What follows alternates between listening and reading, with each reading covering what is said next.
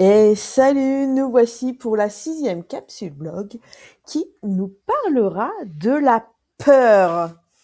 Alors, je t'invite à lire le texte qui est très court mais très pertinent et qui donne la possibilité d'une analyse.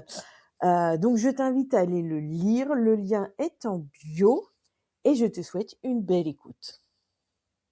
La peur, cette émotion que tout le monde connaît, hein. Et pourtant, elle est parfois si complexe. Oui, complexe et parfois paralysante. On a tous vécu ça, je crois. Exactement. Ce moment où on se sent submergé, un peu, curieusement immobile alors qu'on devrait avancer. Alors, justement, aujourd'hui, on va explorer une réflexion assez personnelle sur ce sujet. Ah oui, quelle source. C'est un texte intitulé La peur. Comprendre, accepter et agir.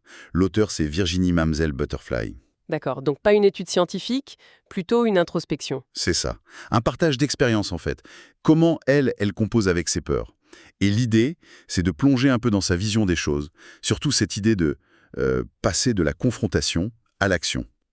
C'est assez intéressant comme angle. Oui, ça change de l'injonction habituelle à combattre sa peur. Voilà, bon, alors décortiquons ça un peu.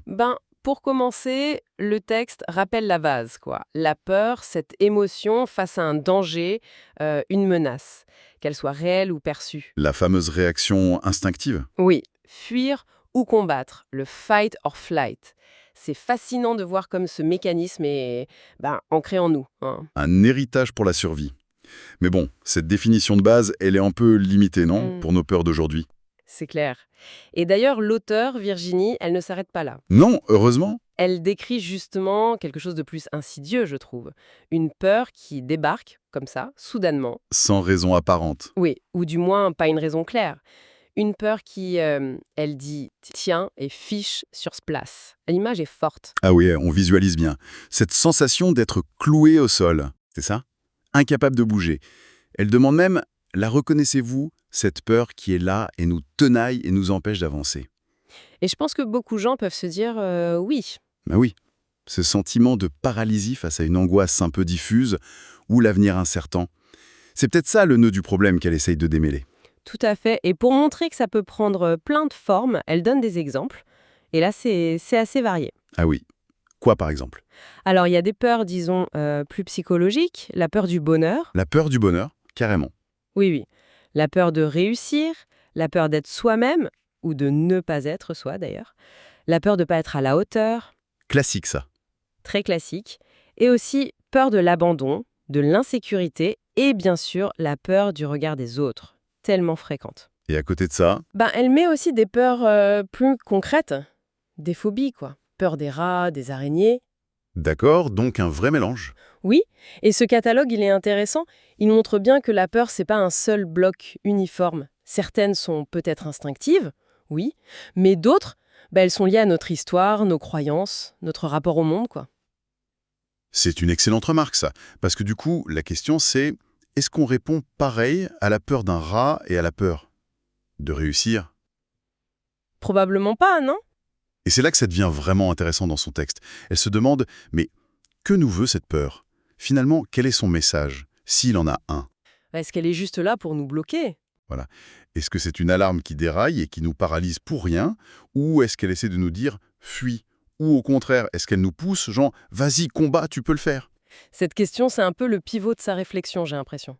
Passer de la réaction à l'interrogation. Exactement. Comprendre l'intention derrière l'émotion. Mais elle arrive à une conclusion assez tranchée sur le combat. Ah oui, elle n'est pas pour. Non, justement, c'est un point clé. Elle dit refuser d'entrer dans cette logique de lutte. Carrément. Et pourquoi? Sa raison est simple et très honnête, je trouve. Non, je n'ai pas envie de rentrer dans un combat contre la peur. Je suis fatigué et j'en ai marre de lutter. Ah ouais, c'est direct. On sent l'épuisement, là. Cette guerre intérieure constante. C'est ça. Et c'est intéressant parce que ça va un peu à contre-courant de ce qu'on entend souvent, non? Vains tes peurs, affronte-les. Tout à fait. Elle suggère que cette image de la guerre, elle est peut-être une partie du problème. Ça fatigue encore plus. Donc elle remet en cause le conflit nécessaire avec les émotions difficiles. Exactement. D'autant qu'elle voit bien que l'autre option, la paralysie, ça ne marche pas non plus. Elle le dit très bien, Rester figé ne nous apporte pas grand-chose à part faire grandir cette peur. Logique, si on ne bouge pas, la peur prend toute la place, elle s'installe, Voilà. Donc, si combattre c'est épuisant et peut-être même contre-productif, et rester figé, ça empire les choses. ben que reste-t-il? C'est cette impasse en fait qui la pousse à chercher autre chose. Une troisième voie. D'accord. Et c'est quoi cette troisième voie? Eh ben, c'est vraiment le cœur de son message. C'est un changement en 2 temps. D'abord, accepter. Accepter. Dans quel sens? Pas se résigner, non, pas la résignation. Plutôt accueillir la peur, reconnaître qu'elle est là, sans la juger, sans essayer de la chasser violemment ou de faire comme si elle n'existait pas. La laisser traverser en quelque sorte. D'accord. Et le deuxième temps? Une fois cette acceptation posée, eh bien, remplacer le mot « combat » par un autre mot, « agir », en majuscule dans son texte. Accepter et agir. Oui. Sa formule, c'est « acceptons cette peur, mais ne lui donnons aucun pouvoir sur notre vie, notre bonheur, nos choix, en agissant. » Ah, la nuance est importante là. Accepter ne veut pas dire laisser la peur décider. Pas du tout.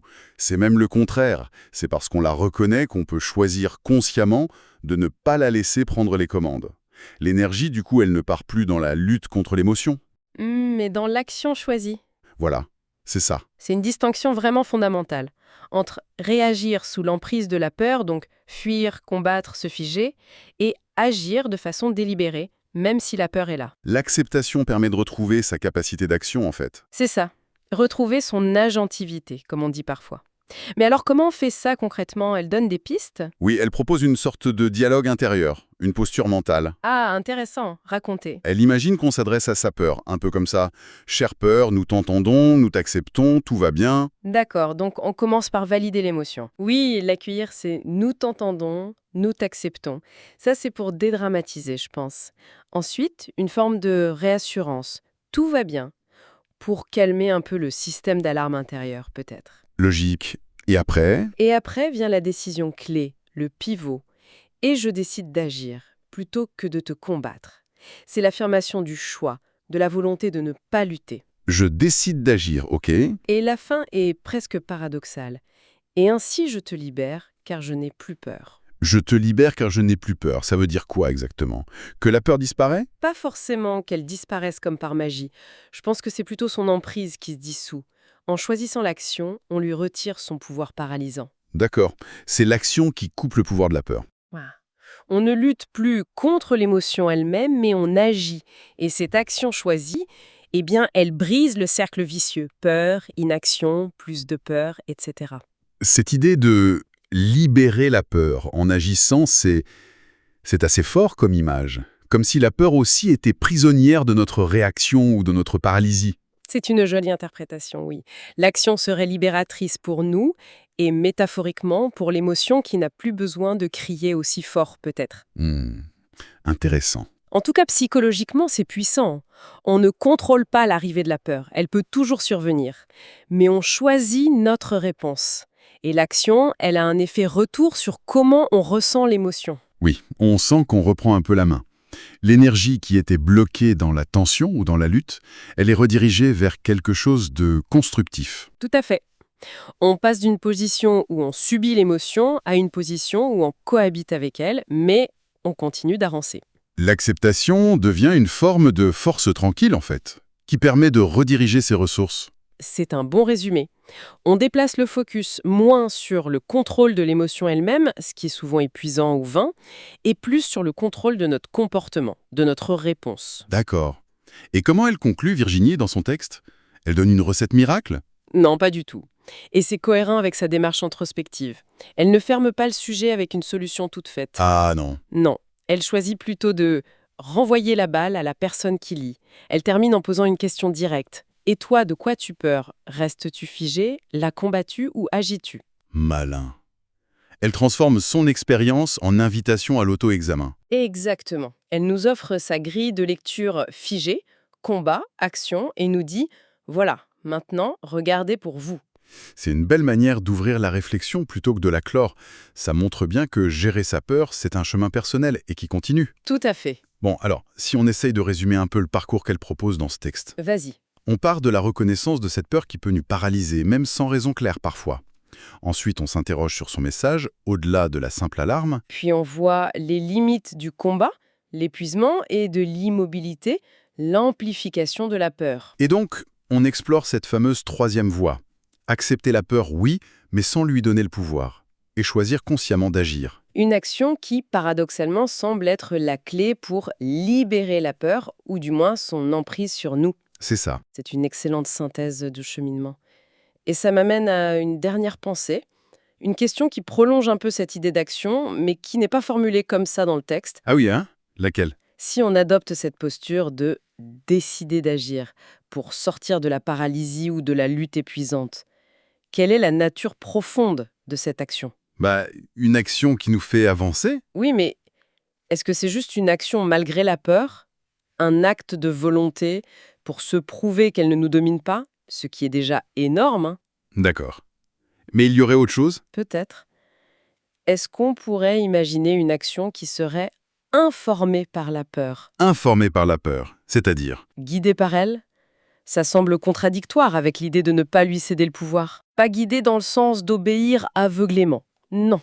Plutôt une action qui prendrait en compte ce que la peur essaye peut-être de nous dire, même si c'est de façon maladroite. Donne un exemple. Prenons la peur du jugement avant de parler en public.